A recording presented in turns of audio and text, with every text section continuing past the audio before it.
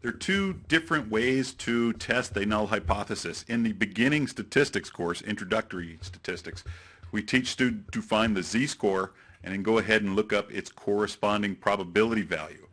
Now in this case, if the critical value, normally is 0.05, is greater than the calculated p-value, you reject. But if you're just using specific test statistics, like a z-score or a t-score or an f-ratio, it's just the opposite. If the critical value is less than the calculated test statistic, you're going to reject the null. Let's go ahead and I'll show you a quick example here. Let's say you did your standardized test score and you come up with a z-score of 1.85. Let's go ahead and look up what that probability is. So here's 1.85. So the p-value is 0.9678. We're going to subtract that from 1 because it's a greater than. That's going to give us a p-value of 0.0322. Let's look at that on a normal distribution curve.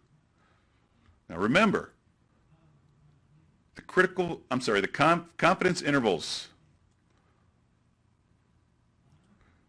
it works like this. If the mean falls within the confidence intervals, more than likely the null hypothesis was true. If it falls outside of the confidence intervals, that means the null hypothesis is probably not true. So that's what's going on in this case. So the p-value, 0.0322, is less than the cutoff value, the critical value, 0.05, so we would reject the null. But it's completely different with using just the test statistic. Let's go ahead and do that one. We still have a test statistic of 1.85. And our alpha is 0.05. We need to look that up and find a corresponding z-score for that. So 0.05 minus 1, we're looking for 0.95. There's something that's pretty darn close. And it looks like a z-score of 1.65. So let's look at this on a normal distribution curve. And it's the same thing. Remember the confidence intervals. Right, it's something like this. If your mean falls within these confidence intervals, you're going to accept the null.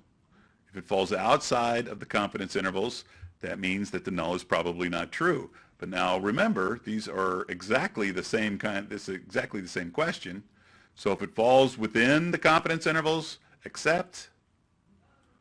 But with the probability value, it's different with the less than or greater than rule. So just remember this, that when you're dealing with probability values, the critical value is greater than your calculated p-value, you reject the null. But if you're just going to use the test statistic itself, if the critical value is less than the calculated test statistic, you're going to reject the null. But it is easy to get confused here, but that's how you do it. That's it. MGZ out.